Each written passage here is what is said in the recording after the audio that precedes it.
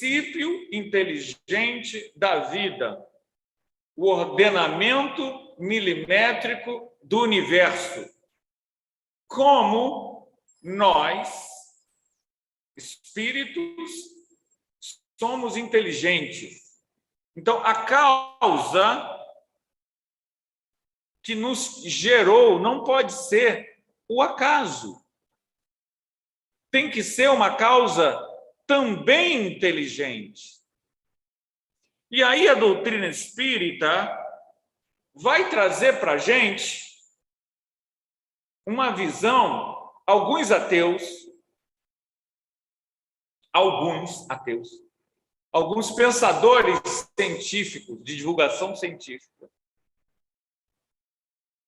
eles, quando falam que são ateus, eles falam que dia virá em que nós falaremos de uma divindade transcendental não ligada a dogmas religiosos.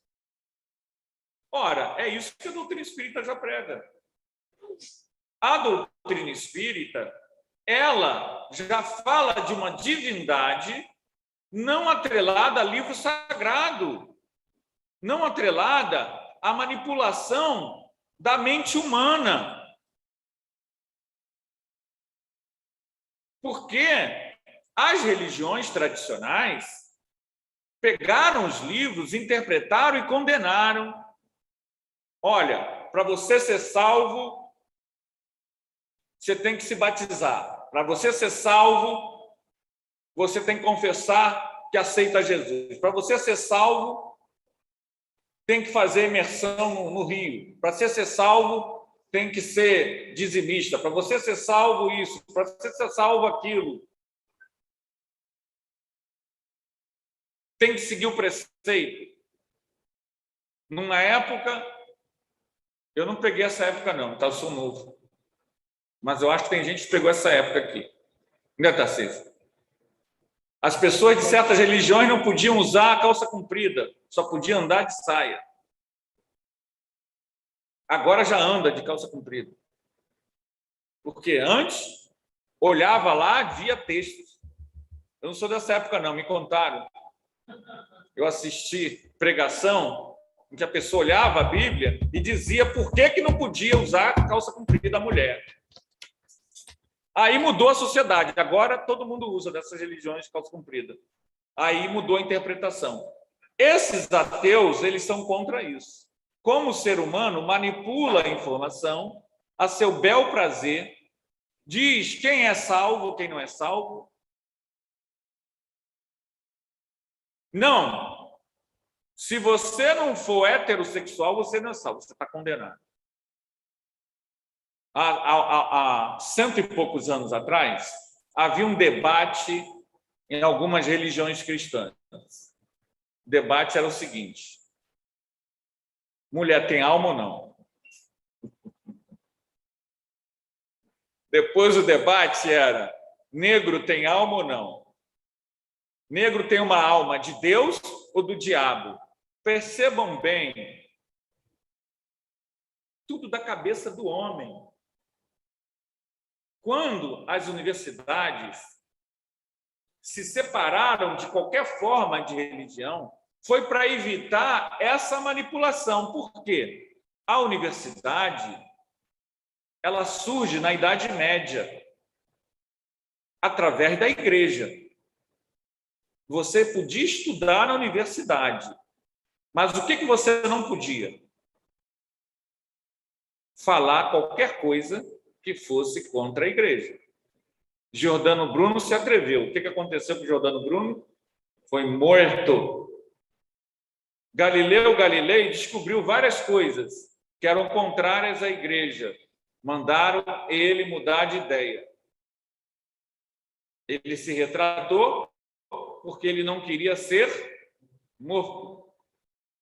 Quando a ciência se libertou dessa opressão da religião, em que os líderes da religião queriam dizer o que é verdade, o que não é verdade, o que salva e o que não salva, ela então, no século XIX, a ciência, ela fez isso. Ó.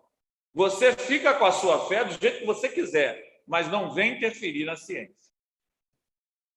A doutrina espírita, ela é uma doutrina que vai unir o amor que Jesus pregou com esse espiritualismo natural, que foi um movimento da ciência em falar de Deus sem se render aos dogmas desta ou daquela religião. Deus na natureza. Camille Flammarion vai até escrever um livro com esse título, Deus na natureza. E Deus na natureza, o Deus que é causa primária, nos fala do conhecimento espírita, do amor ao próximo, que é comunhão. E aí a doutrina espírita traz para nós uma informação importantíssima na questão das provas da existência de Deus. Em 1986, eu não era nascido ainda, mas o povo frequentava aqui já o Arautos, o povo, em 86. E quem estava aqui, já era nascido na época, recebeu aqui,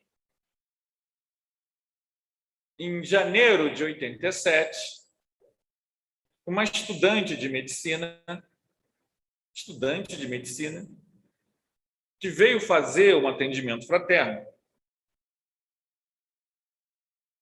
Ela estava dormindo na casa dela, em Oswaldo Cruz, e ela acordou no teto. E como estudante de medicina, ela pensou que estava tendo algum tipo de esquizofrenia, algum tipo de delírio, algum tipo de comorbidade psiquiátrica. E alguém disse para ela que aquilo ali não era nada disso, não. Que ela tinha um perispírito, que ela era um espírito imortal, que ela procurasse a casa espírita. E ela chegou aqui no Arautos, em 1987, em janeiro, e nós chegamos aqui em abril de 87. E conhecemos ela, e ela nos contou como é que ela veio chegar no Arautos. Ela é nossa amiga até hoje, é madrinha da nossa filha mais velha, a Beatriz, e hoje ela é médica já há muito tempo. Mas o que eu quis dizer é o seguinte, essa médica, ela não tinha uma crença propriamente dita, não necessariamente. Podia até ter, mas aqui para a gente tentar entender onde eu quero chegar, ela teve um fenômeno mediúnico chamado desdobramento lúcido, totalmente lúcido. Ela se viu no teto da casa dela, ela olhou para baixo e ela viu o corpo físico dela. Ela pensou, estou morrendo? Mas, Anderson, o que isso tem a ver com a prova da existência de Deus? Vários pesquisadores, no século XIX e no século XVIII, através do magnetismo, conseguiram provocar a emancipação da alma através dos pulsos magnéticos. O médium entrava em transe sonambúlico e se via fora do corpo. Albert de Rochat, Rochambeau, entre outros, fizeram inúmeras experiências que se deram comprobatórias. Realmente, a pessoa saía do corpo e comprovava. Se botava um objeto não sei aonde, colocava, pedia a pessoa, uma série de experiências. Hermínio C. Miranda, aqui no Brasil, escreveu um livro desta grossura, chamado Eu Sou Camille Desmoulins. O livro é maravilhoso, porque Luciano dos Anjos, hipnotizado e desdobrado magneticamente, fala, Luciano Espírito, desdobrado, fala de suas lembranças como Camille Desmoulins. Luciano dos Anjos foi Camille Desmoulins reencarnado. Camille Desmoulins foi um revolucionário francês que participou da Revolução Francesa. Luciano dos Anjos sabia pouca coisa sobre ele, Hermínio também. Ele não é uma pessoa assim tão conhecida. Ok. A experiência começou a trazer uma série de detalhes da vida de Camille Flammarion. Camille Desmoulins. Detalhes que não tinham em livros na língua portuguesa. Detalhes que só tinham em antigos livros que nem eram mais editados. Eles foram pesquisar na França e se confirmou o que o espírito falou em transe sonambúlico. O livro é maravilhoso. Confirmou.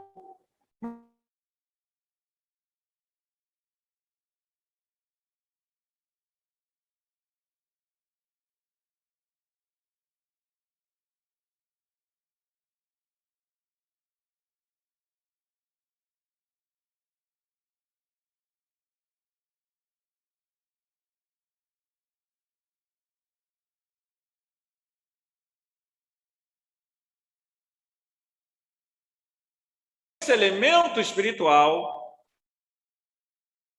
sobrevive após a morte. E a partir daí, há aqueles que sobrevivem após a morte e vêm nos contar seus conhecimentos. Esse é o doutrina espírita. E o que eles nos dizem? Que há uma causa primária de tudo que existe. Então, a doutrina espírita vem trazer a pedra. Olha, Deus existe. Nós sobrevivemos após a morte e vislumbramos o universo sem fim, como há uma transcendência, há mais do que nossos olhos conseguem enxergar. Há um lado espiritual da vida que normalmente nós não temos acesso, mas que através da mediunidade o ser humano sempre acessou. Eu sei que eu estou sendo repetitivo, que eu falei isso na última palestra que a gente fez aqui. O tema era outro, mas eu vou contar o mesmo caso para a gente agora ver a semelhança do caminho que a gente segue. Saulo de Tarso, segundo o livro Paulo e Estevão, vai atrás para perseguir Ananias, porque ele se atreveu a converter Abigail. Abigail era sua noiva, e ele já não a aceitava mais como noiva, porque ele era fariseu, e como ela se declarou cristã, ele não admitia. Ele a amava, mas ele a renega. E ele vai atrás, cheio de ódio, do cristão que a converteu, que se atreveu a converter a sua noiva. Então ele vai a Damasco E na estrada de Damasco, ele se encontra com uma visão. Jesus fala com ele. E ele fica cego. Ok. A parte que a gente contou aqui na outra palestra, e já contamos em algumas palestras esse ano, por isso que eu estou falando, que eu estou repetitivo, mas agora eu estou contando o mesmo caso num outro contexto, é que Ananias está lá em Damasco, esse cristão que converteu Abigail. E ele está lá em Damasco, tranquilo, que nem vocês em casa, tranquilo. Aí está lá na Bíblia, Jesus aparece para Ananias e diz: Ananias, agora eu estou falando com as minhas palavras, tá? Eu preciso de você. Vá até Saulo de Tarso e cure ele da cegueira. Ok, Senhor. É essa a história que você queria contar? É. Os primeiros cristãos tinham mediunidade, viam os espíritos, e ao contrário de muito espírita, não saíam correndo de medo. Pois bem, você está lá na tua casa, vendo novela, aparece um espírito do teu lado e diz: Marcelo,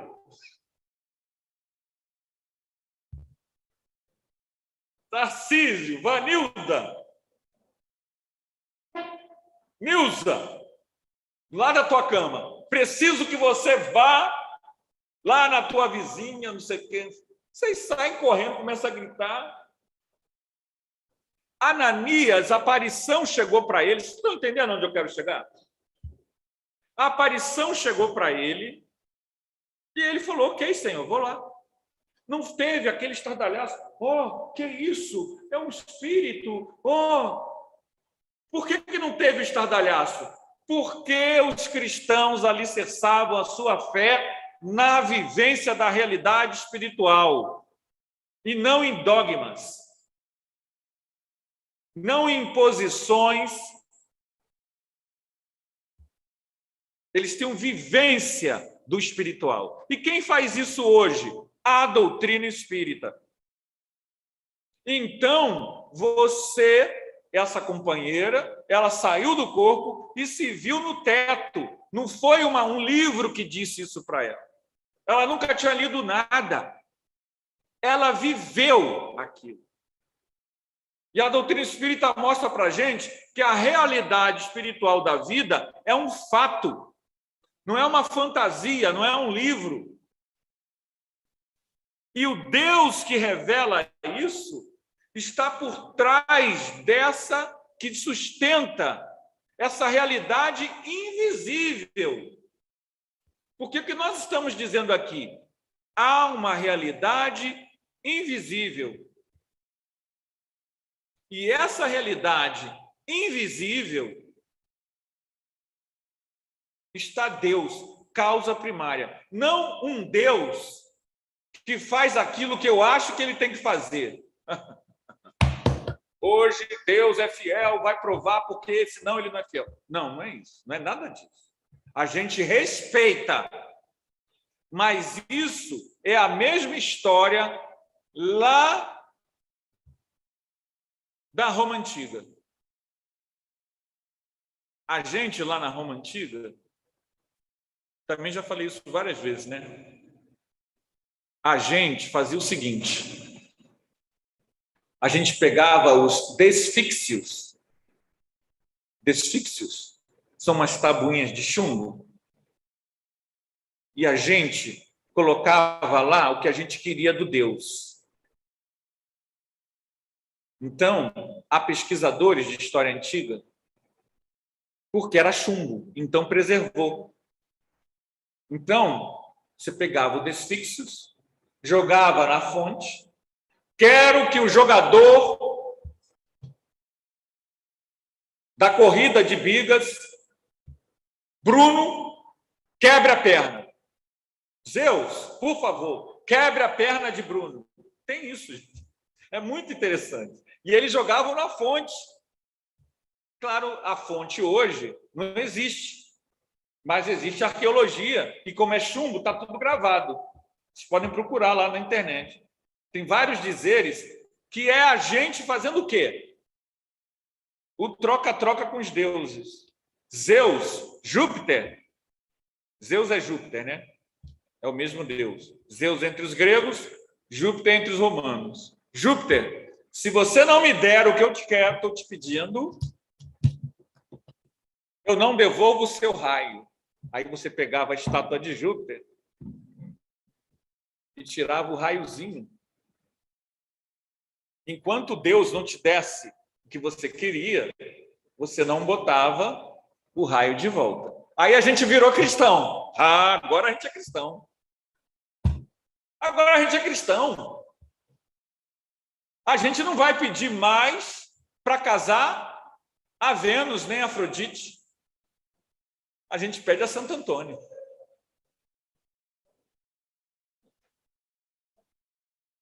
Mudou o ser humano? Não. Aí a gente tira o menino Jesus, o Santo Antônio, opõe o Santo Antônio de cabeça para baixo. Quando o senhor não me der o casamento, eu não viro. Veja bem, gente, é até engraçado, mas é a nossa tradição religiosa, romana. A nossa relação com Deus é de me dar, até hoje. Até hoje.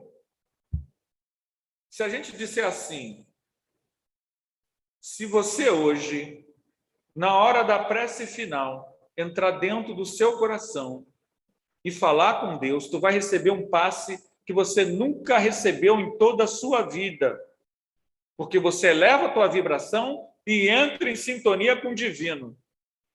Isso a pessoa não quer. Amanhã teremos passe. Tem 50 pessoas aqui. Não tem problema. A gente está aqui para servir. Mas a gente também tem que ensinar, tem que educar. Enquanto nossa relação com a divindade for de troca, nós não vamos entrar em sintonia com esse Deus real que existe. Ele não é inventado. Eu não posso prometer a tua cura. Eu não posso dizer se você vai para o inferno ou vai para o céu, segundo as minhas convicções. O que a gente sabe com o conhecimento espírita é que a causa primária que criou tudo que existe criou uma harmonia cósmica, criou a beleza, criou a natureza numa matemática maravilhosa, cósmica transcendental. Então, ela é extremamente inteligente. Costumo falar para os meus alunos. Falei. Quando a gente olha para a natureza, tem uma coisa engraçada. Nós dizemos assim: para ser salvo, você tem que casar com, ser assim, ser assado, fazer isso, fazer aquilo, abrir mão disso. A gente cria isso na religião. Ou seja, como eu disse, eu vi uma vez, eu sou fofoqueiro. Aí você vai comprar. Eu estava no ônibus. E aí, era o 928. Acho que nem existe mais, né?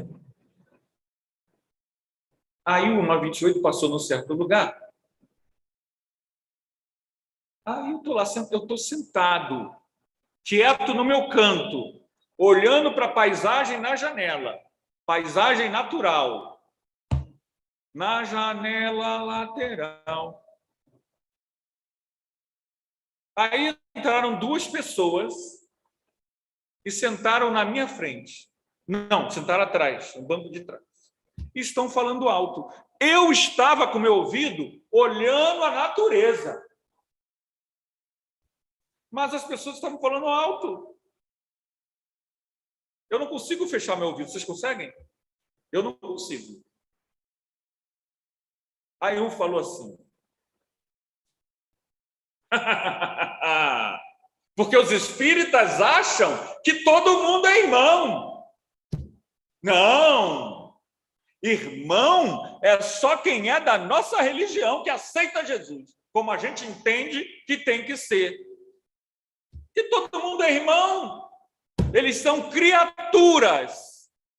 Só vão ser filhos de Deus quando papá. Eu ouvi tudo isso, gente. Juro para vocês que é verdade.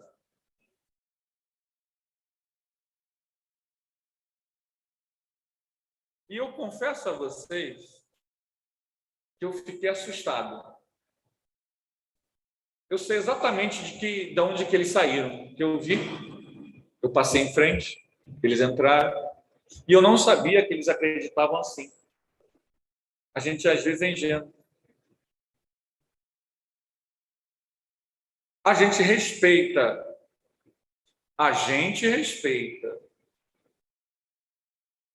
Mas está errado. Porque essa aí é a raiz de todo o mal. E vou provar. Hitler, quando chegou ao poder, mandou prender os judeus. Porque eram judeus, contaminaria a raça pura dele, ariana. Mandou prender os homossexuais. Mesmo que fossem nazistas. Foram presos e mortos.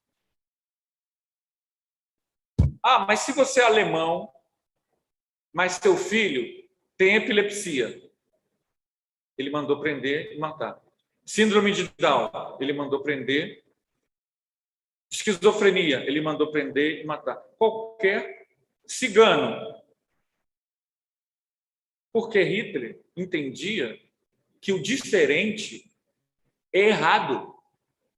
O diferente é o mal. O diferente está no inferno. Então eles aceleram a ida dele para o inferno, mata logo. Essa é a visão que separa. É a visão do ódio. Jesus veio falar de amor. Jesus veio falar de amor. E Deus? Aí vamos falar dos meus alunos. Agora eu vou falar para vocês. Não acreditem em mim. Façam a experiência se puderem. Se puderem. Ali fora tem uma caramboleira. É assim que chama? É assim que chama, Edmilson? Ou pé de carambola? Tanto faz. Mas pode ser amendoeira, pode ser qualquer árvore. Qualquer árvore. Pegue uma folha dessa árvore aí, qualquer árvore na sua casa. Ou essa folha de abacate, ou a folha de amendoeira, ou a folha da goiabeira.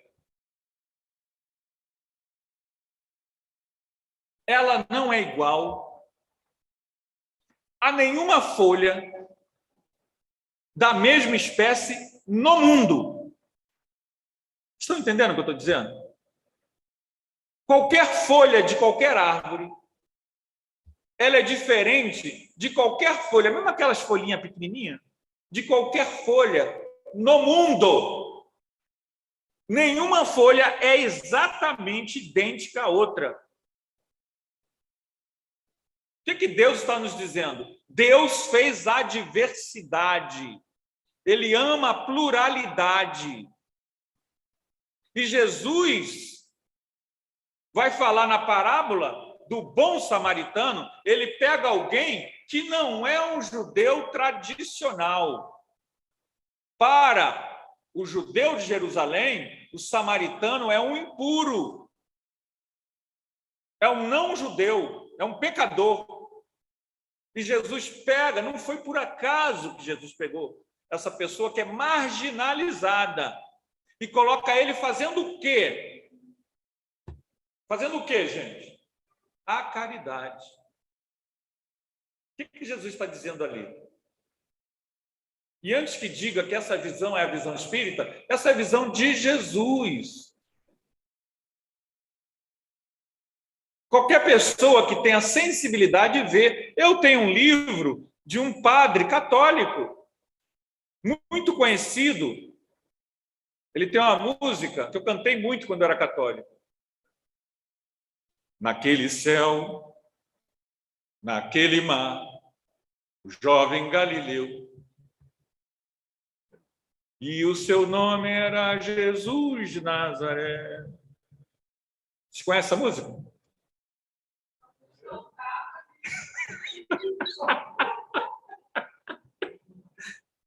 O fenômeno do jovem que tinha tanto amor. Padre Zezinho, eu tenho um livro dele lá, Padre Zezinho, e ele diz a mesma coisa com todas as letras. Com todas as letras, o Padre Zezinho diz, quando ele analisa a parábola do bom samaritano, ele diz, Jesus, nessa parábola, diz que o amor é universal, não tem barreiras religiosas. Você ama quando você ama o diferente. Porque amar minha filha é fácil. E ele deu várias outras provas. E a gente, então, começa a entender que quando a gente olha para a natureza e vê a causa primária, sem ser aquele Deus de longas barbas, que faz pactos, que manda matar criança, que cheira as oferendas com as suas grandes narinas, a gente respeita. Mas a visão espírita, ela é, como Kardec queria, da natureza. Nós, com nossos preconceitos, queremos definir quem vai para o umbral. Ele vai para o umbral. Você não vai para o umbral. Você não. Você é dos meus. Mas esse vai para o umbral. Está de cinza.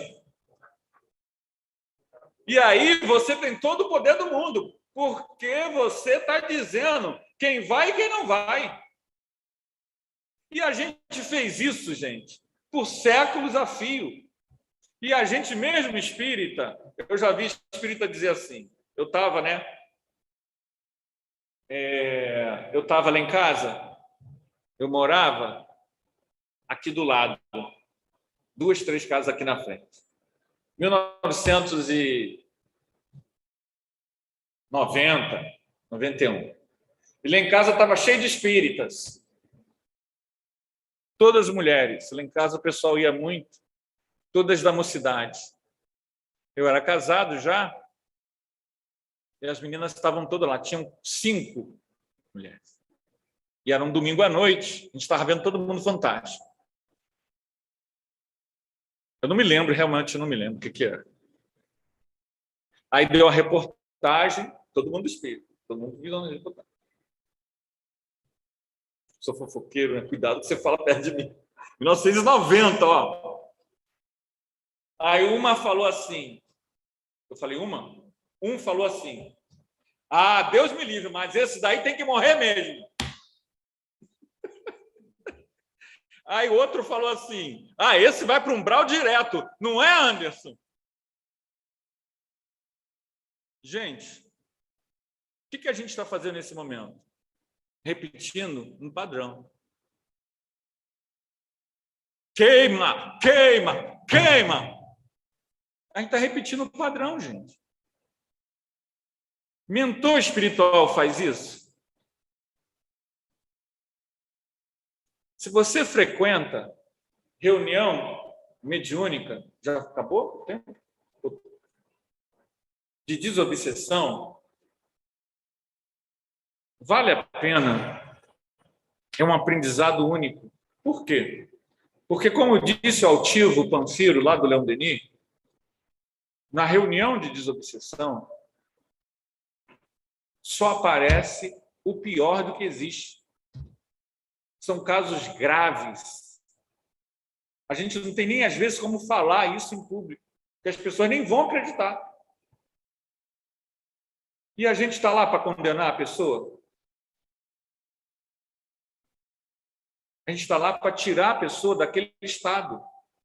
O espírito desencarnado, que odeia, que persegue, que mata, que quer que o outro morra, a gente está lá para dizer, você vai ser banido do planeta. Vocês já viram alguma vez aqui nas nossas reuniões, quem participa? A gente está lá para socorrer, para vibrar amor. Gente, o mentor espiritual, ele não condena. Quem condena, quem quer culpa, quem quer medo, quem é? É o obsessor. Se tiverem dúvida, eu aconselho lerem um livro que é maravilhoso, mas é pesado, mas é maravilhoso. A gente já estudou ele aqui, na nossa reunião mediúnica, há anos atrás. Chama-se Libertação. No Libertação, tem um julgamento de uma mulher que fez um monte de coisa ruim. Tem um tribunal e eles condenam ela. Você é uma loba, você é uma loba, você é uma loba. E ela vai se transformando perispiritualmente. Mas quem são esses julgadores? Eles são vingadores, justiceiros. Eles não são mentores. São espíritos extremamente que odeiam.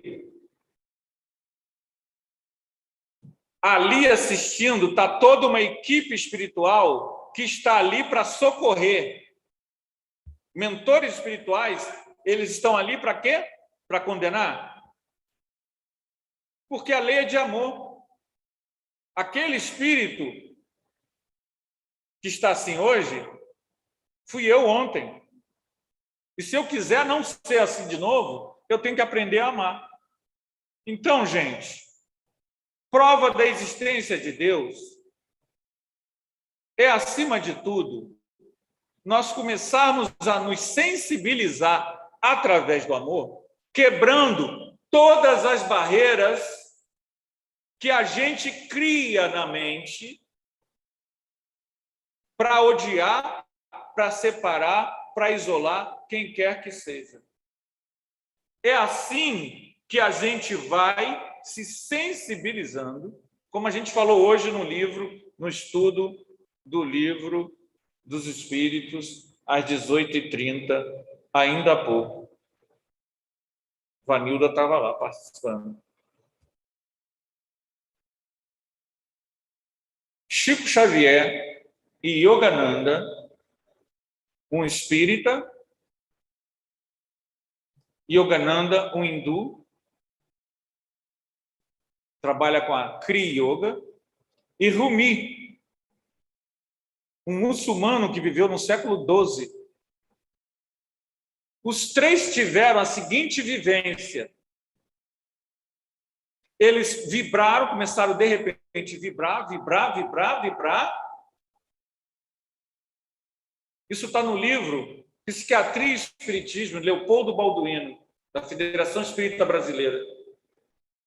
E eles começaram a ver o que André Luiz chama de hausto divino do Criador. Ele fala isso no livro Evolução em Dois Mundos. O fluido cósmico universal que tudo sustenta. André Luiz fala, onde nós estamos inseridos, nos movemos e nos mexemos, como está lá na Bíblia. Esse hausto divino do Criador, os três começaram a perceber, por detrás dos átomos, uma substância cósmica que pulsava. E eles sentiram que isso vibrava em tudo. Era o hausto divino do Criador sustentando o universo. Chico Xavier teve essa vivência, Yogananda teve essa vivência, Rumi teve essa vivência. Olha que coisa interessante. Um espírita um hindu e um muçulmano, mostrando para nós que é o quê? Como eu terei a sensibilidade de sentir Deus fora do amor, não há evolução. Se eu quiser sentir a presença de Deus, eu tenho que entrar em comunhão com tudo e todos, abrindo o meu coração, desejando do fundo da minha alma que todos sejam felizes. E que se eu puder ser aquele que leva amor onde houver ódio, aquele que leva o perdão, aquele que leva o abrigo, se eu puder ser um instrumento da paz, se eu puder ser, ó mestre, aquele que se candidata a ser jornaleiro da luz maior, eu vou ter a maior prova, como Chico Xavier teve, como Yogananda teve, como Rumi teve e como muitas pessoas têm. Porque isso só depende de um movimento íntimo de sentir Deus, o nosso Pai. Gente, obrigado pela oportunidade de estar aqui com vocês. Desculpem o atraso, houve alguns probleminhas técnicos, tá bom? Que Jesus vos ampare, que Jesus vos inspire, que Jesus vos conduza. Oi? A nossa dirigente, que disse que a gente não canta nada, mas ela canta bem. Eu nem posso dizer que ela não canta nada. Ela canta bem. Falou para a gente fazer a prece final. A gente, então, vai fazer uma radiação de prece coletiva, tá bom, gente? Dá uma apagadinha. Não precisa a gente aparecer, não. Só para a gente concentrar melhor. Vai que não tem nem ninguém assistindo a gente na internet. A gente fica aqui só para vibrar um pouquinho melhor. Tá bom, gente?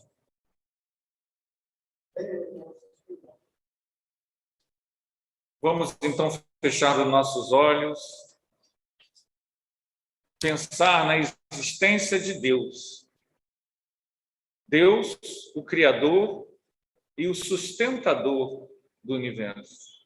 Deus não cria e fica à parte. Como uma força, nós mantemos como criaturas de Deus uma ligação permanente com o Pai, que é amor. Esse Pai que nos ama profundamente. Nós não temos ideia do quanto somos amados, do quanto Deus nos sustenta. Se estamos aqui agora, nossos átomos são sustentados pela força do amor de Deus. Sintamo-nos como filhos, herdeiros da criação. Deus não nos julga, Deus não nos condena. Deus nos dá hoje a oportunidade de senti-lo em nosso coração. Sintamos nesse instante que tudo vibra, todos os nossos átomos vibram, todas as nossas células vibram, todo o nosso ser vibra.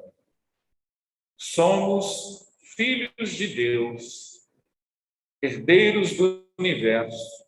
O Pai sustenta a criação. Cada átomo nosso, luminoso, traz para nós saúde, desbloqueando nossos centros de força, saúde, limpando nossos centros de força, saúde. Somos herdeiros de Deus, filhos do amor, nós somos amor. Nós temos uma luz dentro da luz. Somos luz da luz, raios cósmicos inteligentes, emanados pelo Pai.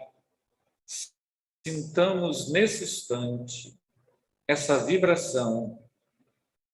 Pai amado, Senhor dos mundos, fonte cósmica da vida, eterno sol do amor. Nós te amamos, ó Pai, e entregamos a Ti nossos corações, nossas dores, nossas frustrações, nossas angústias e nossos medos, ó Pai. Temos confiança em Ti, que tudo vai passar.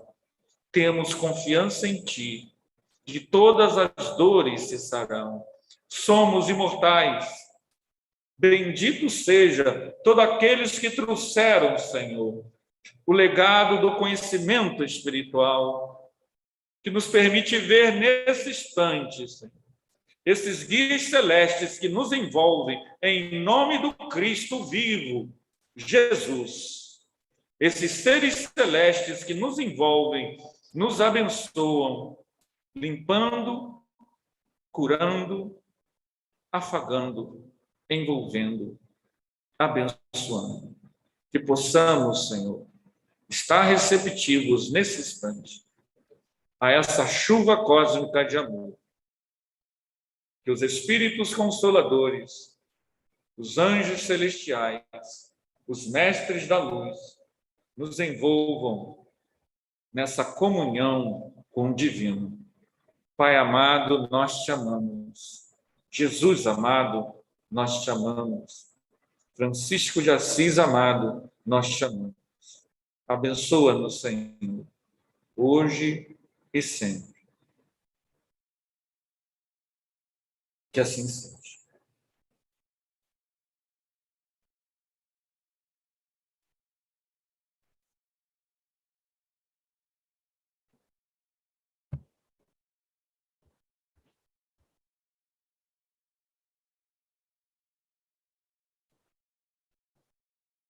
Agradecemos nossos irmãos, possamos estar juntos